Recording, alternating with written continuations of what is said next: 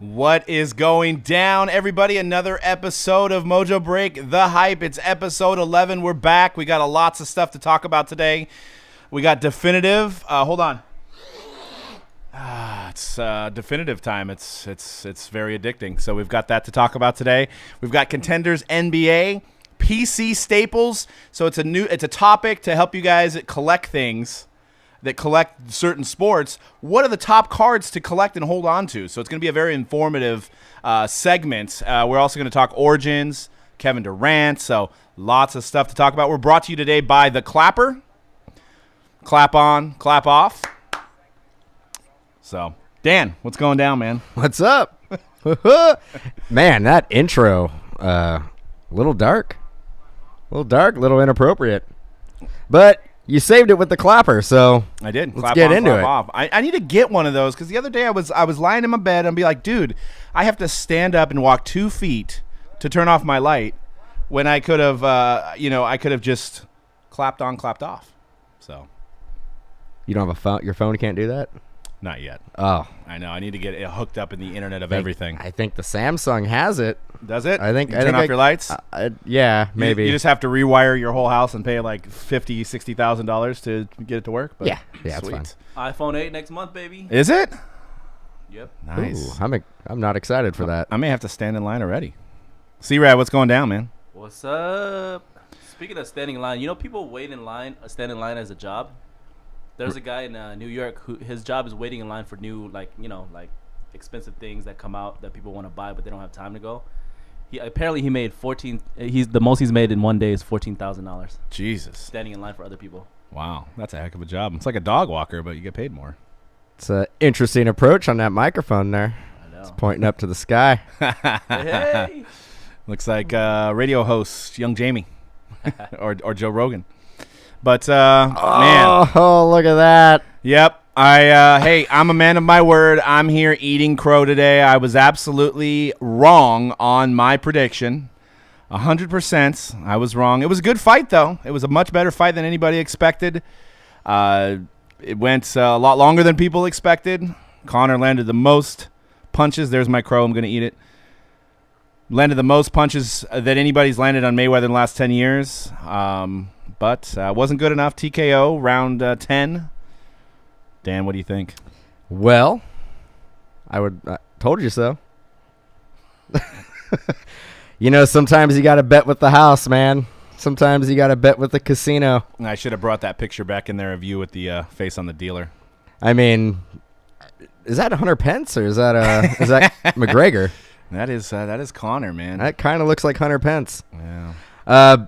Wow, it was actually a better fight than I expected. It was obvious Conor kind of ran out of steam slowly. It was he just didn't have the stamina for the great money Mayweather, who is, again, the best pound-for-pound fighter in the history of the sport. He is the Michael Jordan of boxing. He is the LeBron James of boxing. He is the Michael Phelps of swimming. Jeez. You were really sucking him off, aren't you? I mean, I'm not going against what you said because it's all true, 50-0. They just came out today, revealed that the pay-per-view buys is at $6.5 million.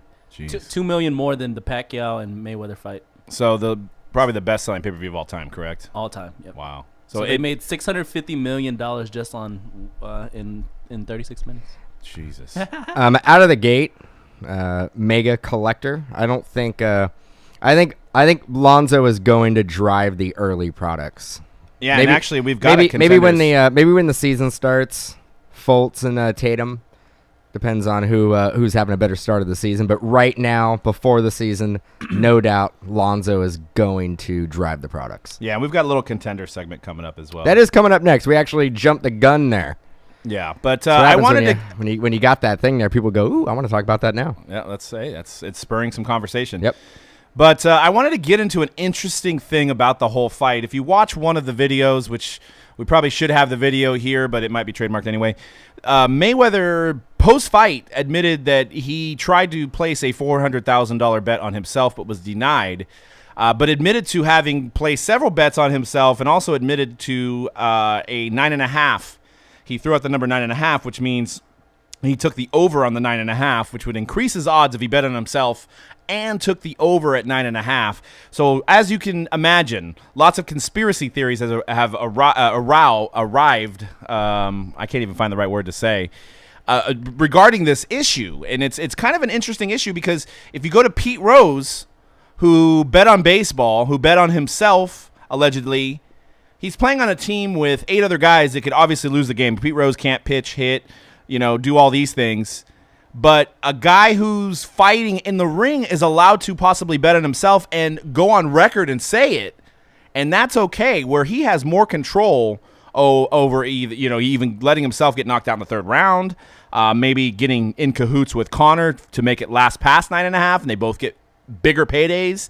So it's an interesting thing. Why is it okay in boxing, but it's not okay in baseball?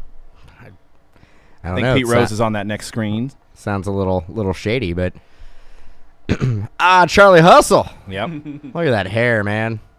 Oh, that's how we remember him. From last time we seen him at the VIP party. I did not. But what do you think? Why is that okay? Why? I mean, it seems like there's so much more angles to be fixed in boxing than there is baseball.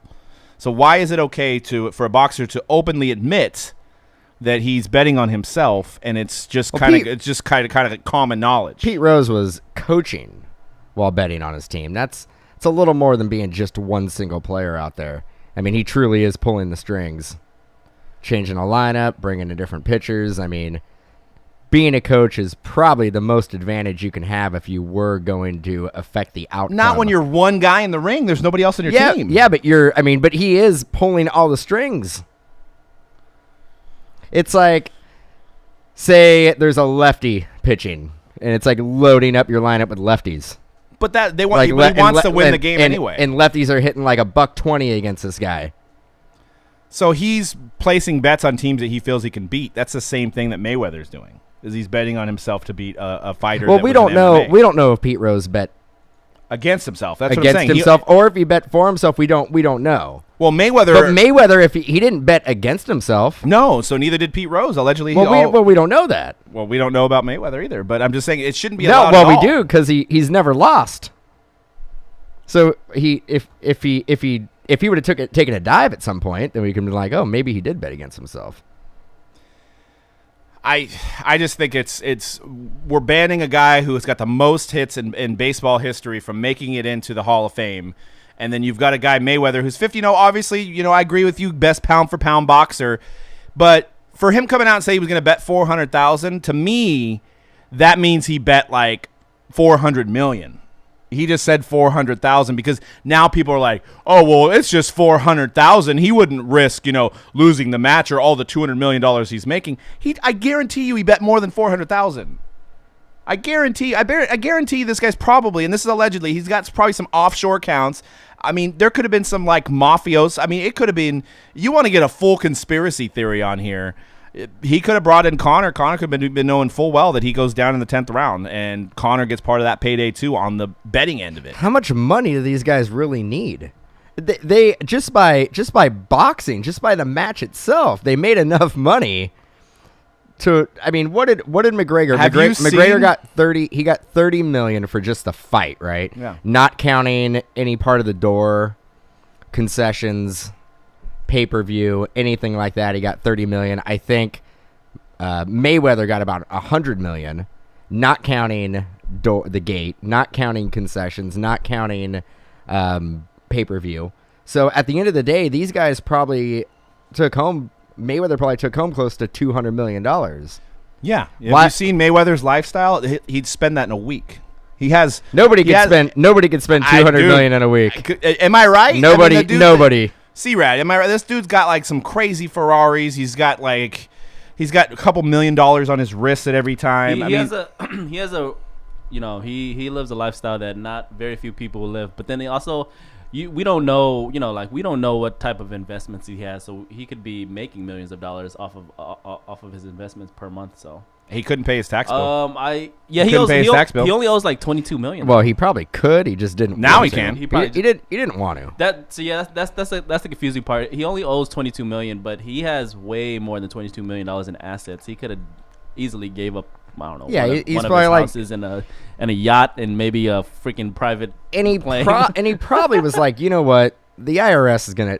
They'll wait for their 22 million. Well, yeah, it's there's 22 there's million. interest on that. Yeah, that's Yeah, the thing they're- we always talk about, right? There's interest that's Yeah. building. They don't care when he pays. If the later he pays, that's actually better for them. I'm reading up on the being able to bet on yourself. It says gambling barely.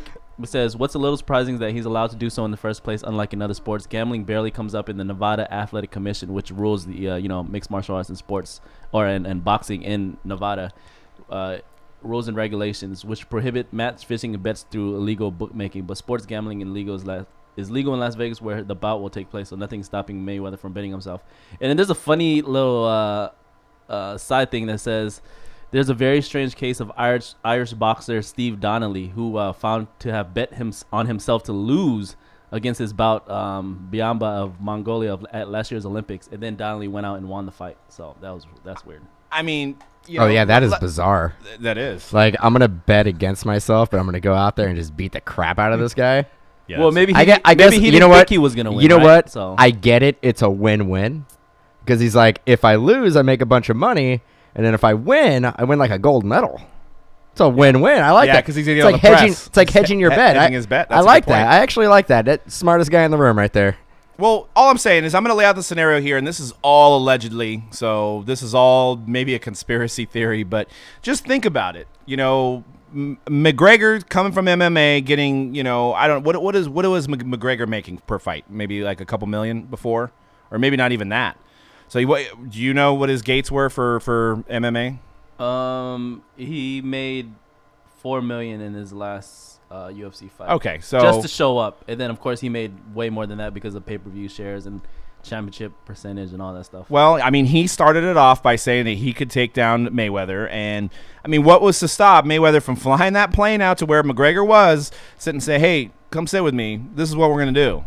We're going to make the most money we've ever made in our entire lives, more than anybody on one single fight. Not only are we going to make so much money on the pay-per-view because you're a great talker, I'm a great talker." I mean, basically, they're like the best salesmen in boxing, in a boxing match that's ever happened. They like literally sold I mean, who do you know that didn't watch this fight? There's very few people. So they're like the best at selling. And then if you look at the betting lines, they were switching constantly. So it could have very easily, you say the Nevada Gaming Commission, somebody along the lines that maybe owns a couple casinos or a couple, has a lot of money, could have got involved in this with Mayweather, because Mayweather is pretty much a resident of Vegas, and said, we're going to sell the shit out of this fight. We're going to make McGregor seem like he could win, and we're going to put all the money on you, and McGregor's in on this, and McGregor's making an extra $400 or $500 million. I'm not saying this happened. I know this is way far out there, but just think about how easy it really could be to pull this off. You make a fight that seems competitive. You get Mayweather. Mayweather gets hit for 6 rounds. It looks like a very competitive fight. The fight gets stopped in the 10th round, TKO. They bet on 9.5 rounds and Mayweather together. That's just a shit ton of money. That's just, I mean, Girl Collection was probably, instead of doing this, it was just like straight diamonds just going in the air that night. I mean, he made ridiculous money, both of them. Just bars of gold. Yeah. At the strip Just- club. just- yeah, I mean, like throwing them right to the dance floor. Just and Vegas made a bunch of money too, so I wouldn't be surprised if there was a Vegas casino owner involved in the way that the match went. Or the way, Getting back on what Conrad was talking about, because I don't know if I heard that right, because Mayweather is a resident of Las Vegas, and the bout was in Las Vegas. It's okay for him to bet on the fight. Yeah, you're not. Now, According to the rules, you're not supposed to. They prohibit match fixing and illegal bookmaking, but it's legal in Vegas. With pro teams moving to Las Vegas, the Golden Knights and the Vegas and the Raiders in a couple years. Woo. Now, what if those players also live in Las Vegas and they bet on a game that they're playing in Las Vegas? Yeah. Is that legal? Because I know that's got to be that can't be legal in That's a good question. with the NHL. NHL is going to frown upon that, but it sounds like there's a loophole in the system. If the game's at home, you're a resident of that city. Well, at that point, you're talking about the rules of the the Each NFL, league, right. but then the Nevada Athletic Commission only Dude, covers because MMA I- and 'cause boxing. I'm saying- I'm sure Roger Go to Hell in the No Fun League is not going to allow any bets on any team from any player. You'll get But I'm suspended. thinking, let's say there's in hockey. I mean, who bets on hockey? But let's say the starting goalie for the Golden Knights is like, man, you know what? I'm making the league minimum. I'm getting the start tonight. I'm gonna go ahead and put everything I have on this game, and I'm gonna give up 7 goals. Yeah. Or what stops him from telling his buddy, hey, I'm gonna give you like $300,000. Go place a bet on this game tonight. Yeah. And I'll make sure you win. And to your point, I see that, but I'm saying every other sport is a team sport. Because you want to talk about being able to affect a game, a goalie in a hockey game. Yeah. Could have. Yeah. And you can make it look like you were trying. You were trying to basically. Right, but I'm just saying, and there was only 2 people that needed to be involved in this, and it was the opponent and Mayweather. That's it. It was just 2 people. Here's an interesting thing. You're actually not. I'm reading it up more on it. You're actually allowed to bet on yourself, but you're not allowed to bet on the opponent, which is the opposite of what happened with the Olympic guy. But I don't know where he placed that bet. But apparently, you're not allowed to bet on the opponent, because then it really comes into question, like, what are you trying to do? Right. But, I mean, if Connor was involved, once again, allegedly, if Connor was involved, he had somebody else bet on Mayweather for him in the 10th round, taking the 9.5 and taking a knockout. I mean, knockout and 9.5. I bet you it was almost even money on that. I don't know the odds on it, but over 9.5 and a knockout from McGregor and a knockout for Mayweather was probably the best odds for a Mayweather. Because he usually doesn't knock anybody out. Probably the knockout early on Mayweather was probably lower odds, but the knockout in later rounds was probably more money. So, I mean, and then obviously we know straight up it was minus 500 or 600 or 700 or whatever it was. But we should move on to some sports cards. We got Definitive that came out today, and it's Connor. crazy Definitive. It's been pretty nuts. Just big hit after big hit getting pulled out of these cases. We pulled this one earlier this morning. Albert Pujols 1 of 1. A whole bird on the card. Just a ridiculous patch. Nelson Cruz, Dan pulled that one, and that one has the MLB authentication, so you can track what game that came from. It's a phenomenal product. We're doing more today. It's going to go up. This stuff, everybody's already scrambling on the secondary market to get this stuff. It's got all the names you need. It's got Judge. It's got Jeter. It's got Ichiro. I almost said Griffey. It doesn't have Griffey.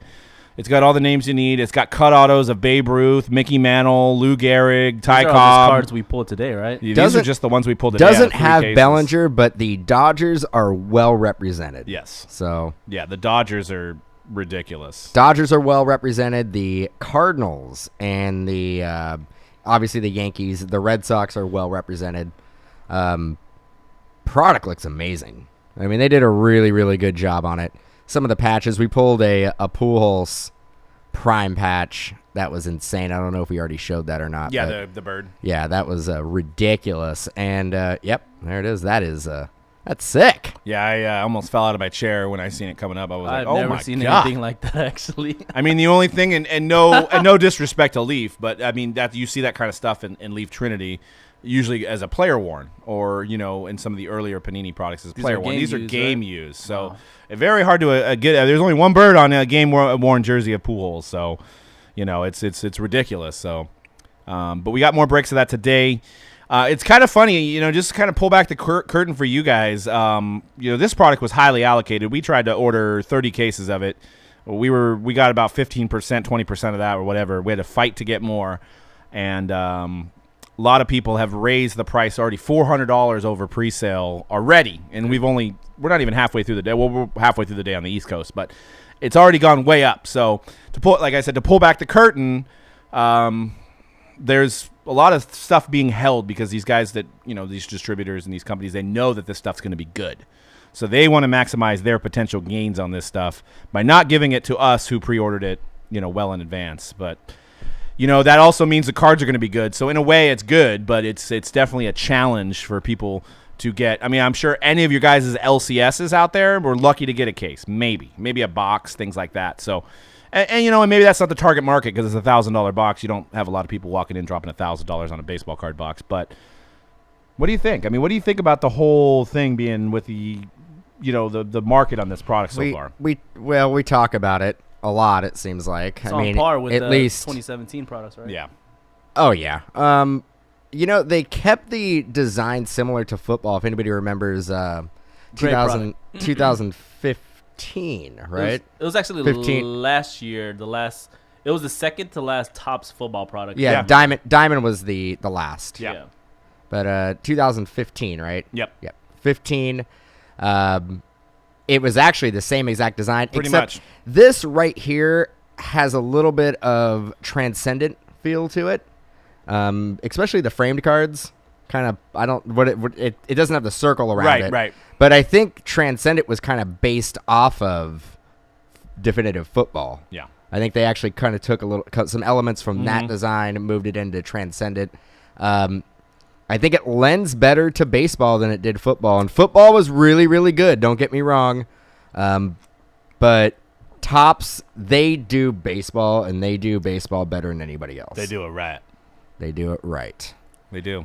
And that's not just, I'm not just talking about, because they have the logos. The Topps design for baseball is a classic design. Everything about it I like. The patches I like. Even just the patches without the autos look good. The framed cards look good. They're not falling apart, so that's always a plus. You don't get a one of three. You have to put it together. The 3-piece card. The 3-piece card. Yeah. Well, we haven't got that yet, but it's haven't got it yet. It's happened with almost every framed release. It has, including Transcendent. It happened with Transcendent.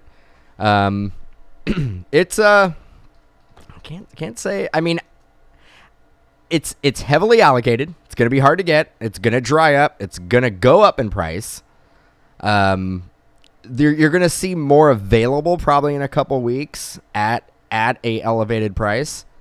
But if you think that's bad, I've seen the numbers coming out for, is it Luminaries? Mm-hmm. And it's going to be crazy. And is that the product? Yeah. Those allocations are absolutely laughable. To the extent that we're going to have some, but the orders that we put in and what we received, we got maybe 5% of our order. Yeah. So that one, get ready for that. That's going to be chaos. Yeah, that's going to be an interesting. But it's kind of, to me, it's like Dynasty, but in a 12 it's like case, Dynasty, 12 box but a case form. 12-box case. But it's going to be one hit, one card. Yeah. One card per box. It's going to be the same configuration as Dynasty, but like Doug said, it's going to be a 12-box case. Yeah, and Mega Collector says he feels that the mid-level teams and lower pay spots for nothing. I mean, it's kind of a case-by-case basis. So I saw your question. I pulled up the checklist. I can kind of consider the A's a mid-level team. Now, their checklist consists of, they got 2 cut autos of Catfish Hunter, Jimmy Fox. Those will probably well pay for the spot. But they do have Ricky Henderson as far as a patch auto, a framed auto. All it takes is to get a 1-on-1 of that. Now, you're paying a lot less than the Yankee spot. You may not get, a Judge or a Mattingly and stuff like that, but there is still a chance to get something that's double, triple, quadruple, 10 times the amount you bought in with those mid-level teams. I'm just saying maybe the odds are a little bit higher, but that's why the price is reflective. And for you guys that are just watching that maybe don't buy into MojoBreak.com's breaks, which is where you should check out if you do want to get into a break of definitive tonight. The pricing is based on demand, so we actually go lower on those teams until somebody buys it out. The Rays in the last case sold for $19. They hit a Longoria patch. Yep. The Brewers sold for $35. They hit a Ryan Braun patch auto and a Ryan Braun prime patch. Right. $35. Before that, I think the Phillies sold for like $39. They had a couple hits. Yeah. So I mean, granted, some of those teams may not have the huge names behind them, but every team is represented. Yeah, and this checklist, I mean, we're not dealing with like tier 1 where there's, a lot more scrubs. I think most of the time there's not a whole lot of scrubs in this. I mean, the only scrubs are probably some of the rookies that, haven't panned out, but that doesn't mean that they're not going to pan out later. So this is a product that's pretty much, it's high end. So it's got all the names that you'd want. I mean, for the most part, there's obviously some guys missing in this. We probably could have used Bellinger. We probably could have used Griffey on the Mariners. Now, it's funny you brought up Bellinger. This product was originally scheduled to release, I think, late April. It was going to be an early season release. We're pretty much at the end of the season now. Yeah. It's been pushed back multiple times. Yeah. So when they originally did the solicitation, Bellinger wasn't even thought of Right. being called up. I'm actually kind of surprised they got Judge in there. Yeah, exactly. Judge may have been a late addition. They may have pushed this product back to make sure they actually got Judge in the No, product. because I think Judge was in the beginning. This was probably one of those products they signed at the beginning of the year. You're right. Because Ryan Healy's in there, Jake Thompson's in there, All the guys that have been Aaron at the Judge, beginning of the year. all the guys who basically were September call-ups last year, and were on the roster in spring training, and obviously going to make the team. They made it, so I guess that makes sense. But that's why Bellinger's not in here. Yeah, and they probably felt that they didn't need him, and I could see that they really don't, because the Dodgers have Kershaw, Maeda, Seager, Peterson, plus a lot of cut auto opportunities, plus Valenzuela. There's a lot of hits for the Dodgers, so I mean they can kind of go without Belly. Belly will probably be in Chrome, and maybe Rhys Hoskins will be in Chrome too. So that'll be an interesting thing. I mean, the guy's on fire right now. I don't think he's going to be in Chrome. We'll see. I mean, I it's kind of a long shot, I don't think so. I think he'll be in Update. Yeah. I don't, unless he's going to be like a mystery redemption or something like that they add in after the fact for Chrome. Because he's blowing up super late into the season. Yeah, I would be surprised. He may be in Transcendent. Yeah, he might be. I mean, yeah. I mean, they probably already got guys signing that. I mean, but if you do want to chase Rhys Hoskins, C-Rad's got a break Saturday of Elite. 5 boxes, only $29.99 a spot, and there is Rhys Hoskins. So only place to get Rhys Hoskins autos, and they're going way up out of that product. They're crazy. I pulled so many Rhys Hoskins 6 months ago. So many Rhys Hoskins. So he's not short printed. So somebody who gets the Phillies may get one. Yeah. So. Yeah, Mike. But we also sold the Yankees for $229 in a couple of our early morning cases. Yeah, we pre-sold this way early. Yeah, and we also sold the Diamondbacks for $20 and the Rays for $20 and the Twins for $20. So, yeah. Is Definitive better than Flawless? I mean, it's hard to compare because Flawless doesn't have any team logos, and Panini will not have any autos of Chris Bryant, Trout, Ichiro, Harper. They won't have any of those guys. Yeah, it's not a fair comparison, but yes, it is better just because they have the license. Yeah. So, but we can move on to something that's going to be ridiculously hot next week. Contenders NBA. I know Conrad barely can contain himself. I mean, he's been walking in here. So excited. He's been walking in here every day. I think I just hear him, Contenders NBA, Contenders NBA, Contenders NBA. Oh, I think we got allocated. I think we're only getting 4 packs. We're not getting four boxes or 4K. We're getting 4 packs. Yeah. Usually every other year, Contenders Draft comes out and everybody says, who gives a F? I don't care. I'm waiting for Prism or Select. This year, different story. This is the most touted NBA draft since 03-04 with LeBron. I think this even blows away the Porzingis Towns year. I mean, the initial hype.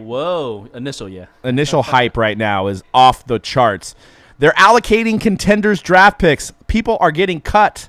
So this stuff's going to be sky high. What do you think? C-Rad, we'll start with you. What do you think Lonzo Ball's base auto, which I think we just showed, what do you think that card will sell for on eBay?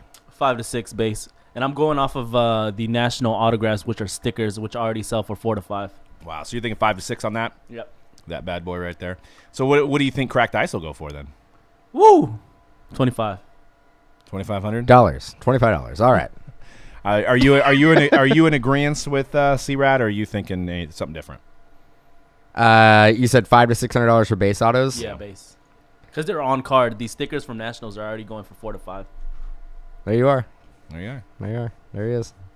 Yeah, I mean, that sounds about right. The Cracked Ice may actually, you'd be surprised, may fetch for a little bit more. People love Cracked Ice. Yeah. They love that variation. I think that Ball's base autos are going to be short printed. So they're going to go for more? I think they're going to be harder to pull.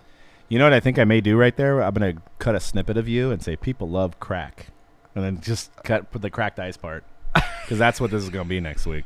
I already made one drug reference earlier in the show at the beginning, but when something's in demand, it's a metaphor to explain what's going to be going down next week with this stuff.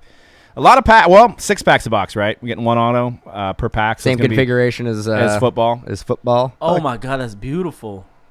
It is. That is beautiful. Oh, you just realized that? Yeah, I thought we were opening 24 packs. No, dude. man, it's the same. I think so. Let's double check. Oh, this is gonna be this. Now you just if you go back to the shot with the box, it said. Oh, does it say it? It said 6 packs. Oh man, that's. It said 60 packs. That's Oh, 6 packs. Yeah, not just a hat rack there, Dan. Well, I read quick. You do. I You pick quick, up on those yeah. things. And this is interesting to see the checklist on the vets because I that kind of came out of nowhere, unexpected that they're going to have. They actually have all the base cards are going to be with logos, whereas in the prior years it had all the college. So they're kind of intertwining college and pro in one product. So that might be better overall too. So this cracked ice, crack rock. I mean, it's going to be insane. 23, number to 23. All right. Metaphorically speaking, out there, guys. All right, what about Fultz? What do you guys think Fultz is going to sell for? Because we don't have anything to go by really with Fultz. Fultz. $200. Yeah. Base auto. That right there. $200 bill. I actually think out the gate when the season starts, Fultz will probably be the top rookie. Because the way I'm thinking about it is Lonzo's not going to blow people away with his scoring. He's going to be assisting a lot, getting a lot of assists. And then Tatum's going to be behind, a lot of veterans. So I think Fultz out the gate is going to put up some buckets. I think you're correct. I actually agree. You know what's crazy? I actually never agree with Doug. I actually don't really agree with anybody, but I agree with that statement. Yes. I agree with that 100%. I think he's going to light up the scoring. I think he's going to be 20 to 25 points a game out of the gate. I'm going to get my Skip Bayless on. No, he's going to be the next Todd Fuller. Okay, first off, he's not Todd Fuller. Like you couldn't. There's Complete opposite there's guy. a million guys that you can compare him to, and Todd Fuller is not one of them. Apparently today, I think he actually said Al Horford was better than LeBron. I think he didn't disagree that Al Horford was better than LeBron. I think on the show today, Skip Bayless, on a side note there. But, whatever makes a good talk show, you got to disagree. What? Yeah. Al Horford? Al Horford might be better than LeBron. He didn't disagree when Shannon asked him, so you're saying that Al Horford is better than LeBron? And I think he went he did like one of these, like he didn't have a response. Oh, man, that guy loves Michael Jordan a little bit too much. You want to talk about crack? Yes, yes. Yes, for sure. But, yeah, so get ready. Get your teams, guys. I think the Lakers might be sold out. We'll be posting some more PYTs. This is going to be insane. It's not just the Lakers, though.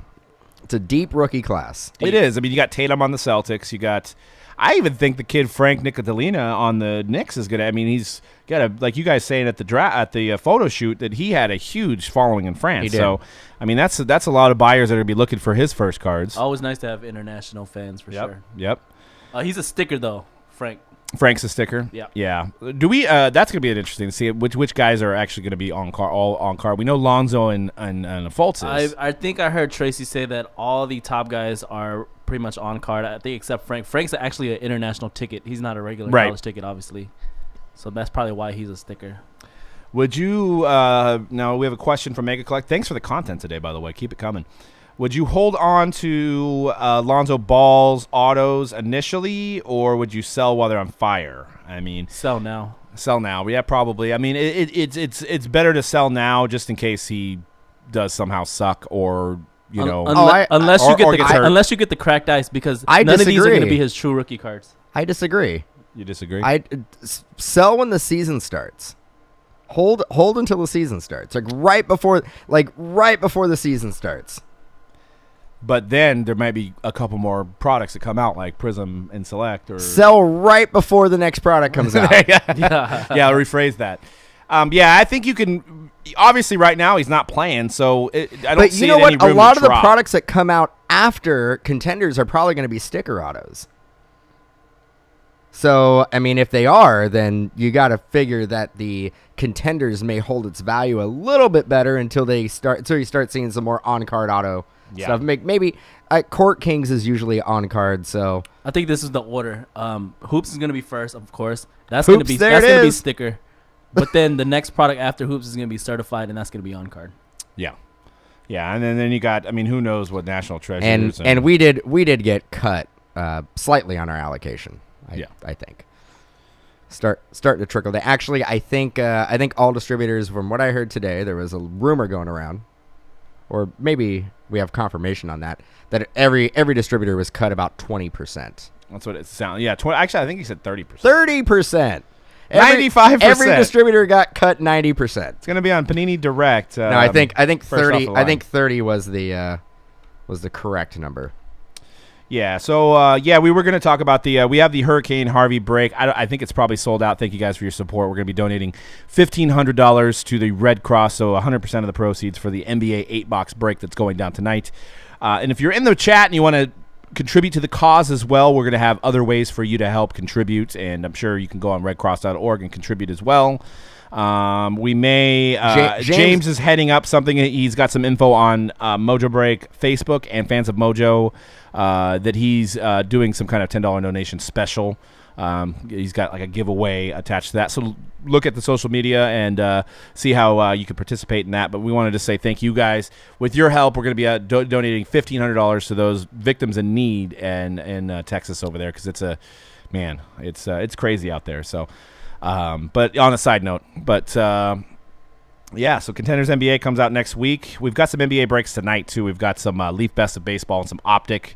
We also have Noir, so check the schedule on that. And we pretty much do an NBA break almost every day. So if you're a big NBA fan, we've got lots of options for you. But I wanted to get into this segment now. If you've been in the hobby for a long time, you may already know this stuff. But there's a lot of new people coming into this hobby that there's 30 to 40 SKUs every year of each sport. And if you're PCing a team or you're PCing a particular player, you may not know what direction you want to go in, where you should safely invest in, especially if you're just keeping the cards. So this segment's kind of more for those that are collecting and keeping rather than the rippers and flippers. The ones you want to hold on to over a long period of time. So I wanted to start with baseball, which is no question that the Bowman first cards are the ones you want. You can see the prices on eBay. This card's a $3,500 to $4,000 card raw, even more graded. You add some colors into it. It's crazy. This is probably one of the better selling Bowman draft cards over the last 9 years. So that's Mike Trout's first card. So that's what you got to look for, is first Bowman. So if you're a baseball collector, the first Bowman is always the best card that you want. It's always the card that's going to retain the most value over the period of time of the guy's career. So I obviously some of the older cards and the vintage stuff, there was no first Bowman. But for the last 10 to 15 years, the first Bowman is king when it comes to baseball. That's the one you want. So like a $900 box now, right? Yeah, it's like a $900 box. So you can see on the Corey Seager there that there's a first Bowman up there as well. So pay attention to that. First Bowman. There was 1 year, and it's the Judge year, and there's also the Chris Bryant, that for some weird reason, and I want to find out from Topps why they did it, but 2013 did not have the first Bowman on the card for the entire year of their products. So I don't know why they stopped doing it, but they brought it back in 2014, and it's still – so 2013, be very careful on what you're buying, because there could be multiple Chris Bryants or multiple Judges that year that aren't the first Bowman. The first Bowman is the Bowman draft version of Judge. I don't have a slide of it, but – so just be sure, be wary of that. So I also wanted to go over some things with Bowman specifically. So Bowman releases 3 releases a year. The first of the year is Bowman, regular Bowman. The second release of the year is Bowman Chrome, which Bowman Chrome's coming out in the end of September. And then there's Bowman Draft, which comes out in December. They all have the same design, so it's very confusing to collectors to find out where they can get their guy in. So because they're all the same card, it just comes out of different sets. So you gotta kind of pay attention, because you could think, I'm chasing this guy, but he's only in Bowman Draft, or you bought a box of Bowman. So you gotta be very careful. It happens a lot when guys go backwards. Like Posey, people thought Posey was in 2008 Bowman, but he's in 2008 Bowman Draft. Same with Stanton. So I've heard of stories of people going to the LCS and just thinking because the design's the same that they have a shot at getting a Posey. You don't. You got to make sure you're buying the right Bowman. So that's key. So if you're chasing these Bowman guys, these first autos, be sure that you're buying the right box. I think one kind of good rule of thumb if you go to the next slide, is do some eBay research. And if you look at the top of, this is a Bellinger. This is at a 2015 Bowman Chrome. So if you look at the top, and I think I zoomed in on the next slide, 2015 Bowman Chrome. It doesn't say Bowman. So you're only looking to buy Bowman Chrome if you're chasing Bellinger. He won't be in Bowman Draft, and he won't be in regular Bowman. He may have cards, but he doesn't have the one you want.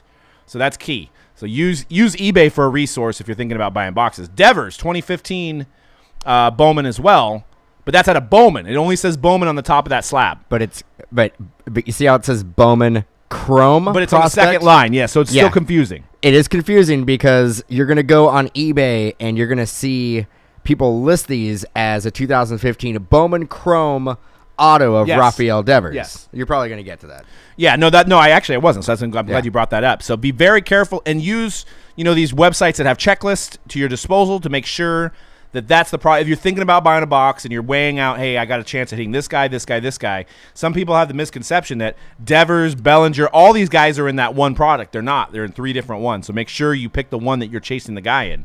So that's kind of key when you're buying boxes, and especially if you're new. Like I said, this is kind of aimed at some of the people that are new to this hobby that don't know these things, or maybe you just need a refresher. You've been in this hobby, you don't know.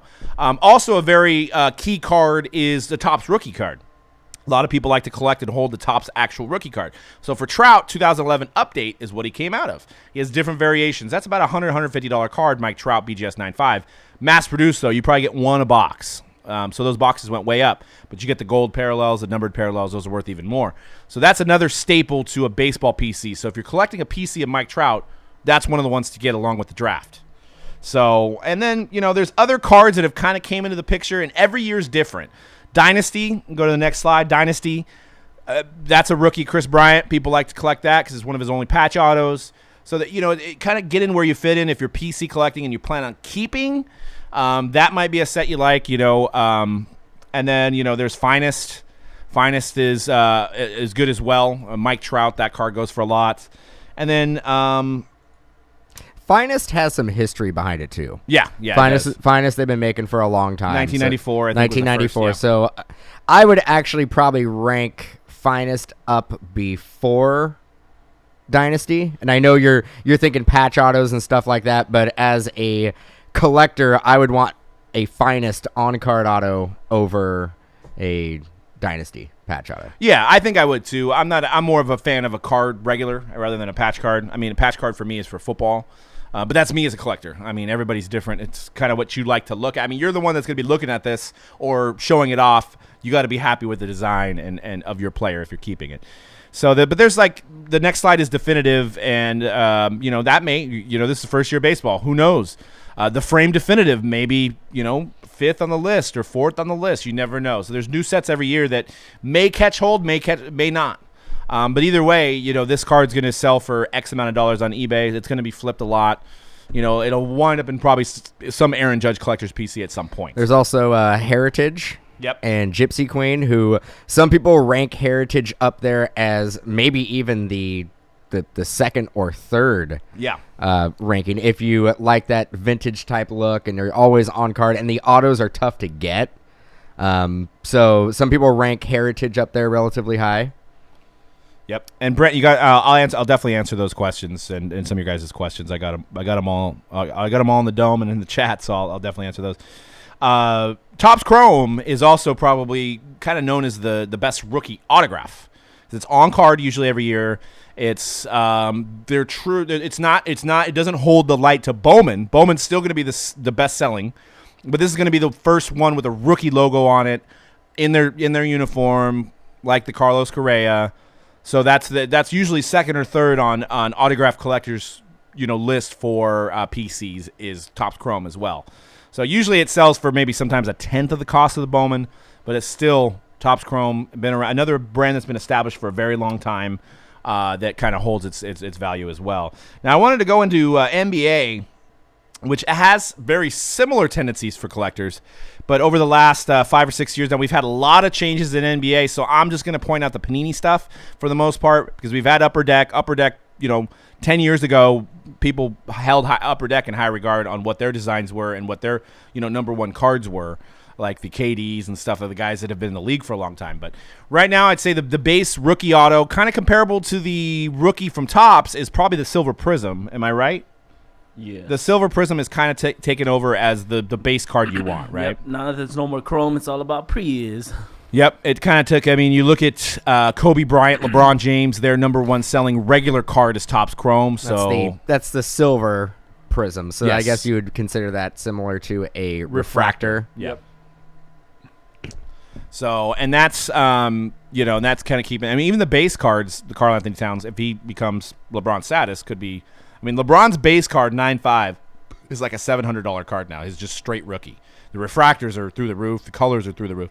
So, people collect. That's the staple. I mean, Select is kind of close, but I think Prism is still the number one. Select's prices do go pretty well for the rookie colors.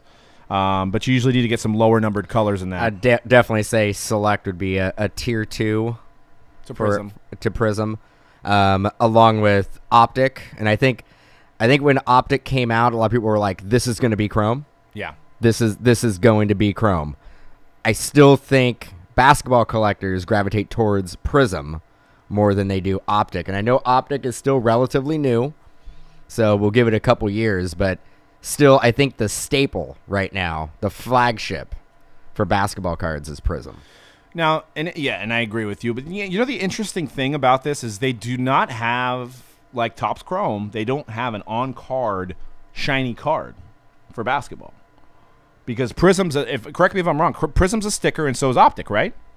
Optic is a sticker. So there's no on-card shiny card. Yeah, if we follow what they're doing in baseball and football, this next year's hopefully I'm hoping is going to be on card for Optic, because Optic baseball, Optic football, they're all on card. Maybe Contenders can kind of fill into that spot because it's going to be an on-card, but it's going to be college unis. So.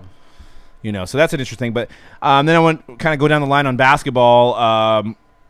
The prime silhouettes out of Crown Royale, which has changed to preferred, so you can usually find these in preferred. Probably the second most sought after RPAs. Right. Yep. Or at least equal to immaculate RPAs, I think. Yep. I would say the prime. The prime versions are absolutely probably the second to National Treasures when it comes to RPAs. Yeah. Some of them sell for ridiculous amounts. And then I would say the immaculate would probably be a third, along with the. I think the prime silhouettes for preferred would be 2. Third, I think immaculate and flawless patch autos. Well, and what the exciting thing about immaculate, as you can see here on the screen, you got the base auto numbered to 99 on the left, and then you have the acetate on the acetate, and those are numbered to the player's numbers. So what's Lonzo's? Lonzo's going to be numbered to 2, right? If we go by that, the acetates would probably be the second most sought after RPAs. Yeah, year. because but the 99 ones are definitely going to be below the silhouettes. Yeah, but. Yeah, just think about Lonzo next year. He's going to only have 2 acetates. I mean, that's going to be ridiculous. You're talking about 10G. Collect them both. What is and what are the other guys' numbers? Do we know? What's Fultz? I think Fultz is 10. Okay, and then you got Tatum is like 8 or 0, isn't he? Isn't he 0, right? Oh, he's only gonna have a 1-on-1 then. Wow, so that's going to be some really crazy who else chases. Recently? Who else was a 0? Willie Cauley-Stein. Willie Cauley-Stein. That's right. He was a 0, and he had just a 1-on-1. A 1-on-1. 0 of 0. And card doesn't exist. Lillard was 0 too, but he didn't. I don't think he was. They weren't under the. He was still Leaf at the time. He was Leaf exclusive at that point, so I don't think they had. I think his first. What was Lillard's first product that he came out? Intrigue. Paramount. I don't think he was in. I think it was Intrigue. I think he's right. Intrigue. Yeah, and then he was in. I think he was in Immaculate, wasn't he? I think he was. It was a sticker, but I don't know if they were doing the acetates that year. Maybe there is. It's just there's only one of them, so maybe we didn't see it. But I think he's got a sticker RPA in Immaculate 12-13. I think. But yeah, this is the number one usually selling card of all NBA cards, which is the National Treasures RPA. So that's the Karl Anthony Towns. When those came out, I think they're still around $5-6 grand. So those people pay hefty for these RPAs. This year's stuff with Brogdon, Ingram. I mean, Ingram was going for like $3 or $4 grand. Brogdon initially was going for like $1,200 to $2 grand. So these are the card to have if you're chasing a PC guy. And I think what speaks to volumes is a lot of these don't go back up for sale, and I think that's why they retain their value. You know, like with like products like maybe like Tier 1 or Totally Certified, I think guys are flipping all these cards. So I think the market goes down on these. These ones wind up in people's PCs. They don't get sold. So when one comes out, the next person that's trying to get it for their PC is bidding this thing up. They want it. So that's what retains value. That's my opinion on it all. That makes sense. You know, so on a side note, Brent had a question about, with all the shady online breakers out there, do you guys worry about the effects on the quality breakers? I wouldn't say all the shady online breakers. I think there's very few of them out there. Maybe I'm oblivious. But the beauty of this, and I think I may have answered this a couple weeks ago, I think the beauty of it is we're on video. Everything's transparent. If these guys do something, they're going to get caught right away. They're going to get weeded out, and nobody's going to buy into their stuff. So they're out the door quickly. Now, hopefully in that time, they didn't screw over too many people. But that's the beauty of everything being online, everything being transparent, videos being live. They're going to get caught. So I think if anything, it helps the established breakers because guys do business with those guys and they go, why did I do business with John who's in his basement with his shirt off, you know, ripping, you know, whatever product he's doing or doing honors and keeping Brendan Cooks to 99s and hiding the camera. I think it only helps the legitimacy of the guys that are doing it the right way. And there's guys that have been doing it. That's one thing to look at. If you're looking to get into a break, look at the history of the break you're dealing with. If he's done like 3 breaks, you may not want to invest more than $100 into it. You know, you want risk reward, right? But if you go on a website like ours or Leighton or Firehand or guys that have been around for 5, 6, 7 years, they're not going anywhere. We're not risking our business for any amount of cards, you know. So yeah, I mean, and the great thing about this this hobby and this community, it's still a niche. It's very tight knit. And how many group break operations have we seen be completely blasted out? If you look at the blowout forums and stuff like that, those guys get blasted out, and it becomes kind of a witch hunt. It's a little ridiculous, but at times. But I mean, we have seen so many group breakers come and go over the years. Yeah, 100%. If they're doing anything shady, they will not last. They will get called out. They will fold up. You'll never see them again. Yes. And it's almost guaranteed. But that's one thing I really, really love about this community, because it is self-policed. And like I said, I stick with somebody who's been doing it a long time, who has a track record. And that's basically all I can say about that. You won't be steered in the wrong direction. And don't send PayPal gift payments because you can't get your money back. So never ever send gift payments. Never do it. Never do it, because that's the one way that you'll never get your money back. So if you're paying a PayPal regular and the guy doesn't send you his cards, you file a claim and you win. That's it. You know, if you know, and that's. If it's gift, you can't win. So if anybody's asking you, I was trying to collect my thoughts there, but if it's gifts, you can't win, and that means the guy's probably shady to begin with if he's asking for gift payments. So August, I love T Swizzle. T Swift's the seed.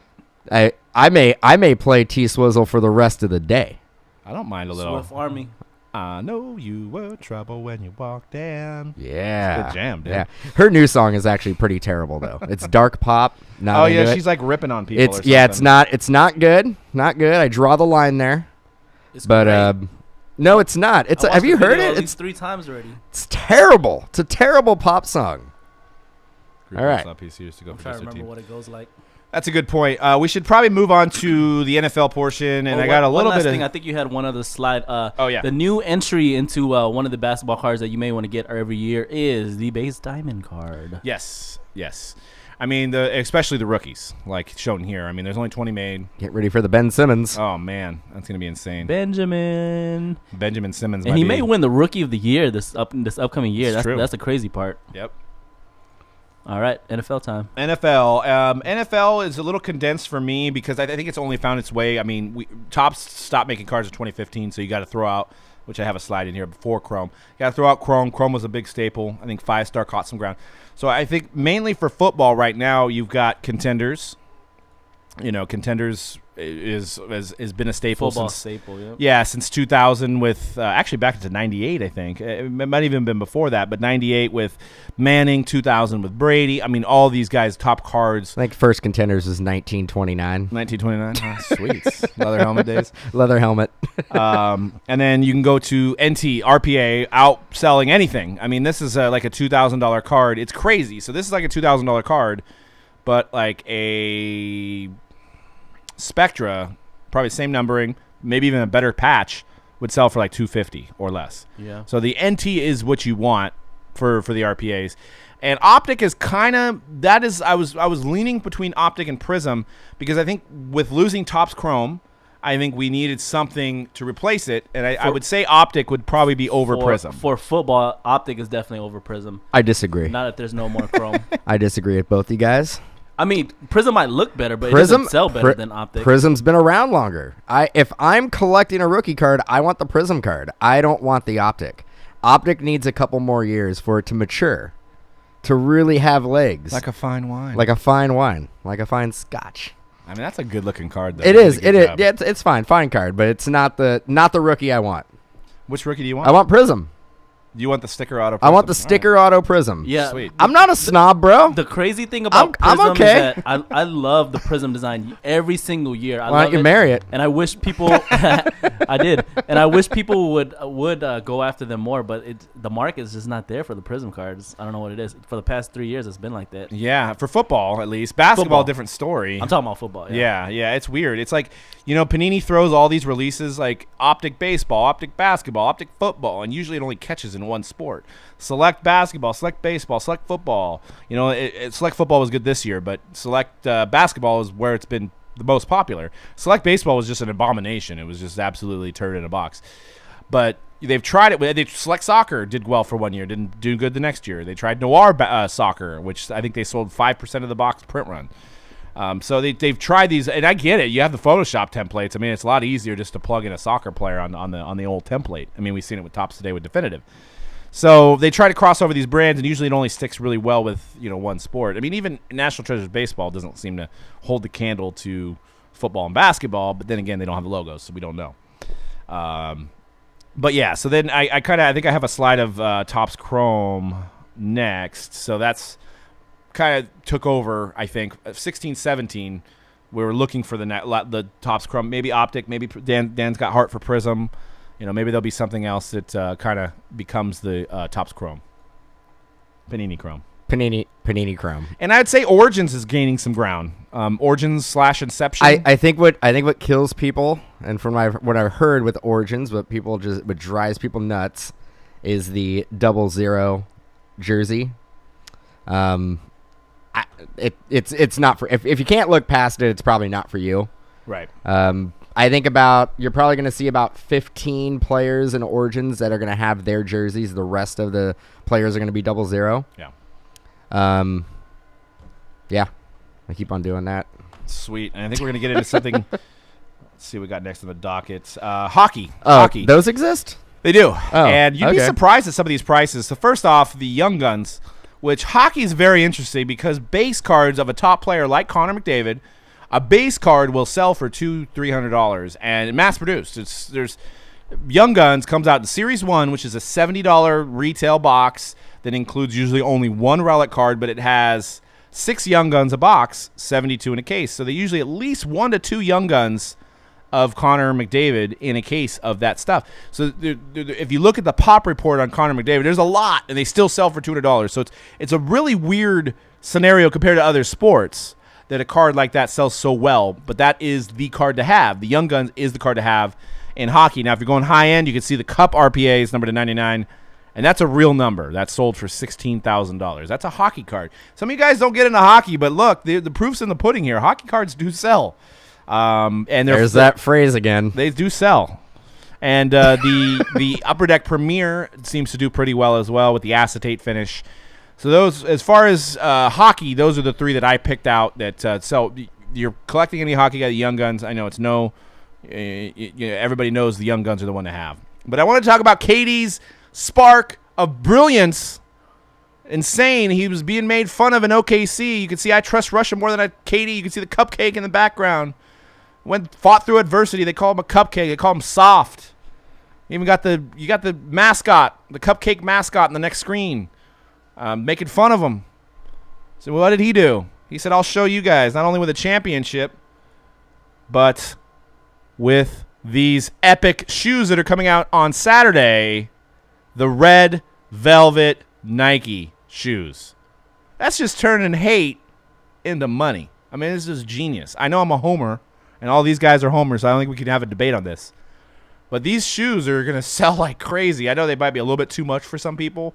I will tell you, I have the Oreo versions of them. They're very comfortable.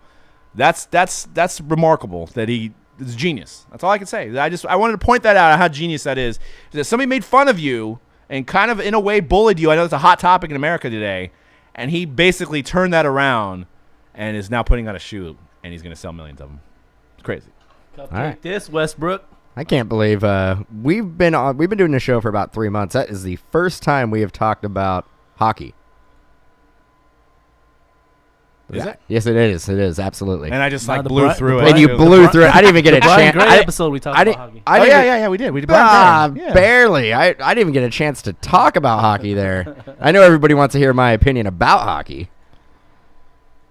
Do they? All right, let's go. No, it's Let's go. no, Let's it's fine. go. I mean, we already passed. We're like KD cupcake shoes and red velvet with sprinkles. Let's talk is what about we're the talking- 17-18 Pittsburgh Penguins lineup. What do you think? They, I think is Matt Murray.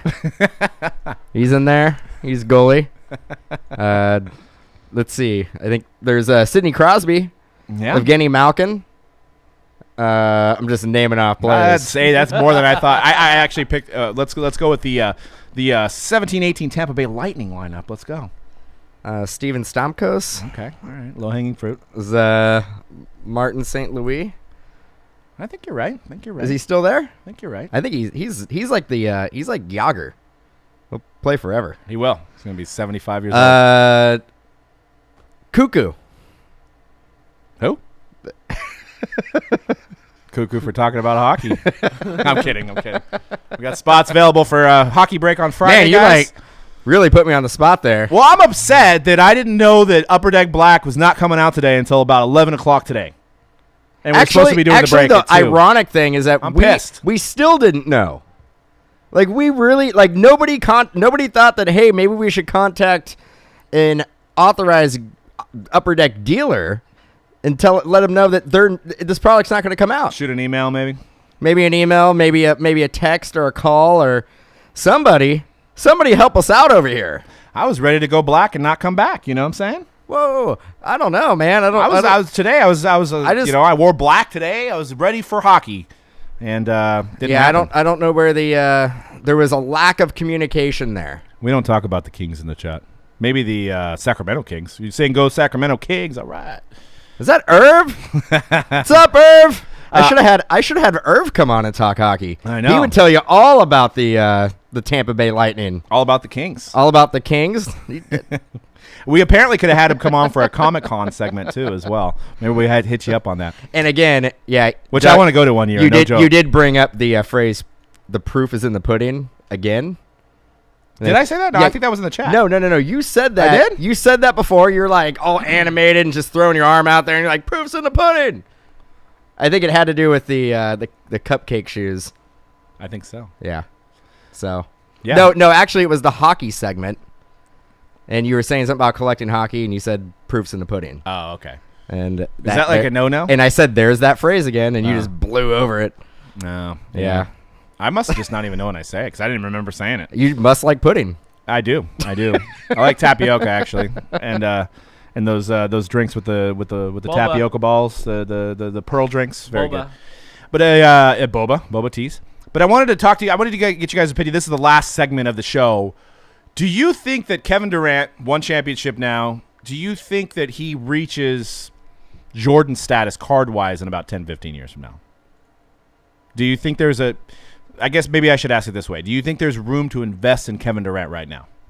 Kevin Durant signs a lot. I don't think so. I don't think so. I don't, he there's too many Kevin Durant autos out there. I mean, he's in every product.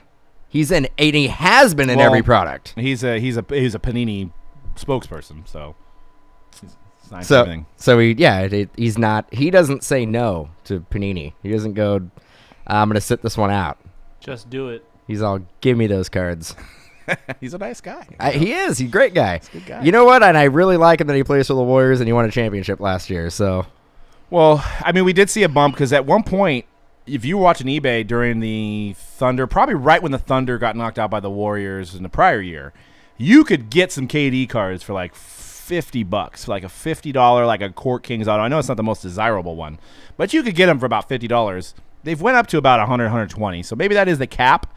But I think this man, and once again, Homer speak here, and it's easy to I'm being the house here. Now I'm the house. I was talking about him being the house with Mayweather, and I'm the house with the Warriors. Feels good. It does feel good to be the house. Feels good. Feels good to win. Feels good. Yeah. I can't see him not winning another championship next year. I don't think anybody's going to challenge them. I don't. Maybe 2, 3, 4, 5 more. Did you guys see this, by the way? If you want to bet if the Warriors make the playoffs, it's 1 in 1,000. Yep. Yes. I saw that.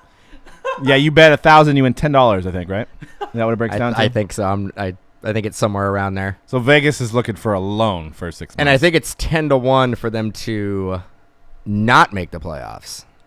Yeah. So 10-1 payout on that.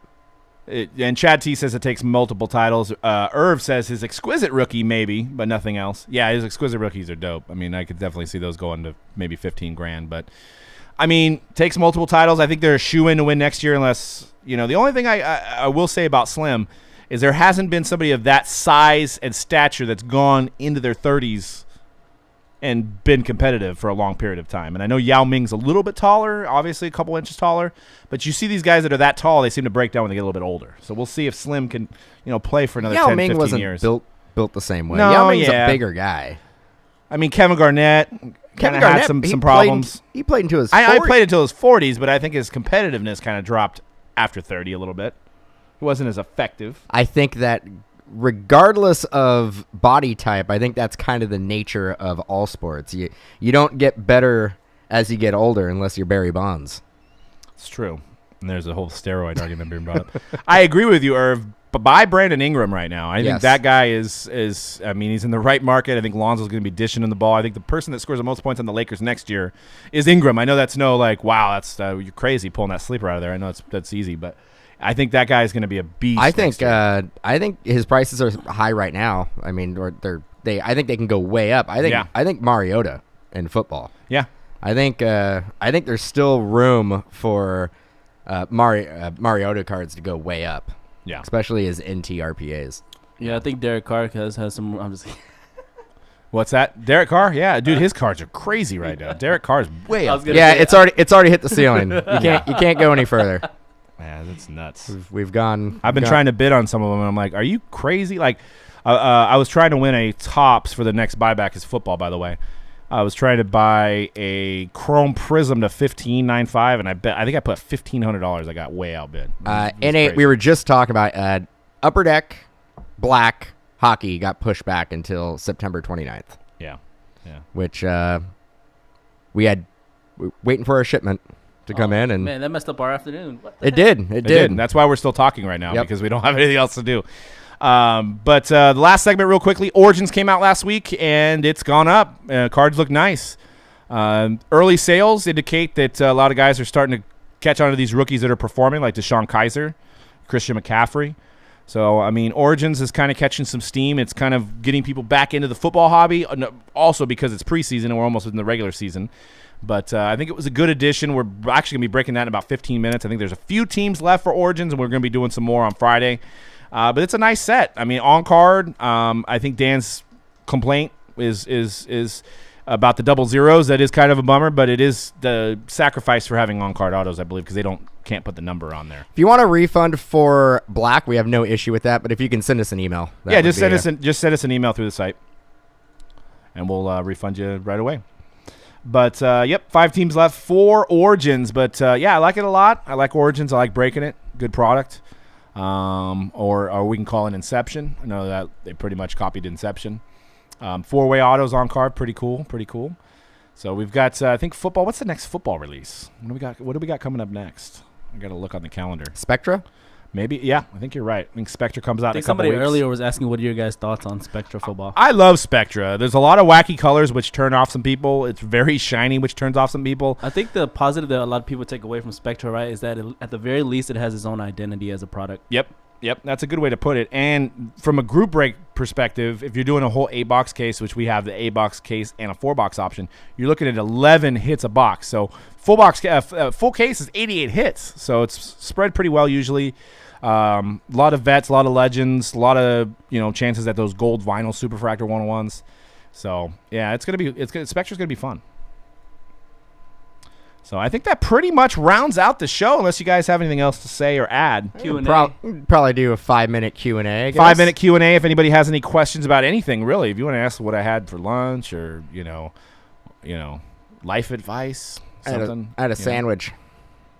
Oh, we got So Leaf bad. Valiant football coming out tomorrow. That's Yep, right. we got to get that one on the schedule too. So yeah, we'll do a little 5-minute Q&A. Actually, we're on a delay, so Oh, the next football is actually Absolute. Can't forget about that one. absolutely. That card up there, right? Specifically, that design. I think they how they shade in the lighter color, and they use the gold ink. I can go without that. If we're gonna start talking about the design here. Outlander? I don't know. You tell me. Outlander, I love it. Do you need some? I got 5 cases sitting here. It was funny. We were hanging out at the NFL rookie premiere, and I was hanging out with somebody. I won't name names.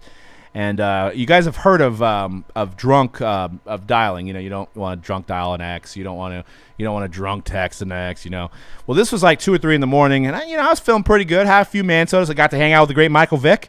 Got to meet Mitch Trubisky. I had a good day, and I got the word to go all in on Outlander and order as many cases as you did. So I ordered 5 cases.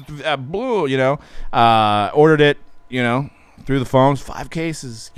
It's a good product. I just don't know what to do with it. So, but if you watch the show Outlander, hit me up. Hit Dan up, C-Rad, one of us in the chat. Let us know. You already sold 15 cases? I know somebody that has some. Had a killer citrus rock. No, it's a regular. It's just sugar free. Yeah, no, the sales are ridiculous. So for Outlander, that is a good point. Because I need to sell some of my 5 cases. Or we need to sell some of our 5 cases. There's like a relic of some chick that sells, it's numbered to like 99 or 49 or something like that. It's like a $400 card. Just for a relic. It was worn in the show. They're on season 2 of Outlander, which is a highly acclaimed show. They've got autographs of all the main stars. If you're into non-sport, this is probably the hottest non-sport product at the moment. So it's crazy. I think I'm going to be opening it soon. There you go. Outlander. And I think that's one of them, right? The $500 one. And that is, I can't read my eyes. I can't zoom in there. Corinne? Is that what it says? What does it say, C-Red? What's the name on that chick? Catriona Balfe? It's Claire Frazier in the show. It's a piece of, the dress is made by Dior. That's like a piece of gold. It's like a piece of gold. Catriona. That is crazy. So, Outlander, yeah. So, Cryptozoic does do a good job. They did The Big Bang Theory. They've done Revenge. They do a lot of these shows. And you'd be surprised at what some of these cards do sell for. Sons of Anarchy was hot. So if you don't dabble into the non-sport, just look at some of the stuff on eBay. It's crazy. Breaker Baker was asking about the 2016 Impeccable Veteran set, number 50, but only 45 actually made. Panini will sometimes hold back stuff and put it on a reward site. I don't know if they did that with any of those cards.